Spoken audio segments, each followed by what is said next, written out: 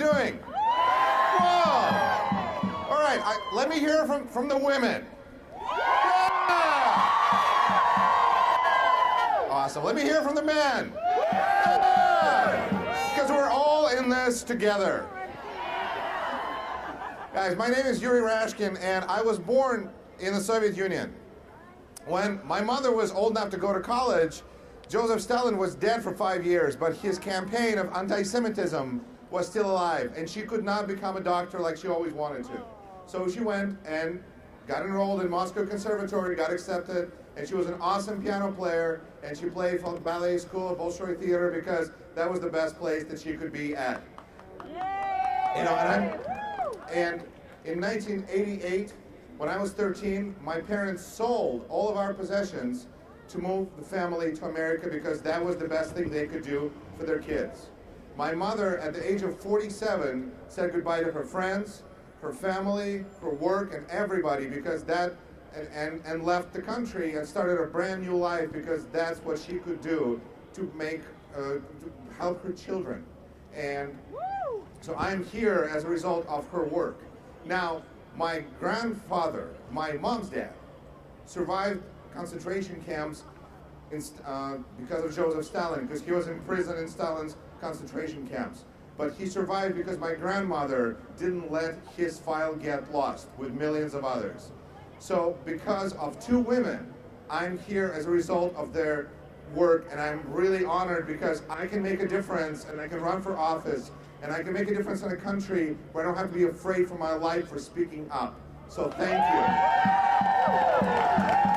Thank you. Today we're here to celebrate because we need to stop these attacks on women's rights. This is not right, we know it, and we can't stand by silently. We have to speak up because we can't just wait for this to pass because it will be too late. We have to do something now. Martin Niemöller, who was a pastor in Germany, said that you know this as well as I do, but think about it.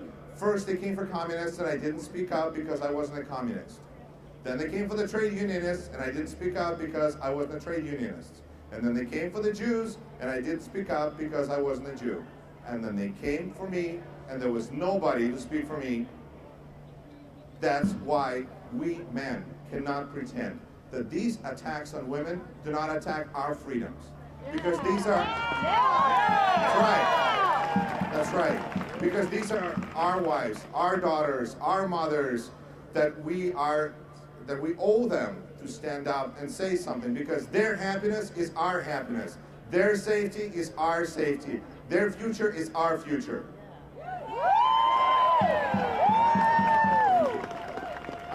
I want to tell you a quick story. A few weeks ago, before the spring elections, I was talking to this nice gentleman and I said, you know, I'm really disappointed because this woman that I was supporting didn't get endorsed by our local newspaper. And, you know, we need more women on the council because I just got done serving 4 years on Janesville City Council. And the man looked at me and said, no, we do not need more women on the council. We need more men on the council. I went, what? What are you talking about? He said, see, women are not good at making these kinds of decisions. They take things too personally. And this is not 1952. This is 2012. Guys, we have to stop this kind of thinking. When people say this kind of stuff, we have to just stop them in their tracks and say, no, you're wrong. Yeah. This is for all of us. This is our land. So, and we have to exercise our common sense. We have to exercise our ability to change. Those people that are attacking women's rights are making a huge mistake because since 1964, more women vote. More women register to vote. Higher rates of women vote. It's insane. Look, you don't declare war on icebergs if you're Titanic. There's time and place for everything. And I just want to final little story here. There's one woman in Appleton, Wisconsin. She was mother of 5 kids. And she really wasn't interested in politics because with 5 kids, you know, she was busy with other things. And then one day she came to school to drop off her kids and she found out that her teachers, they were gone to protest in Madison.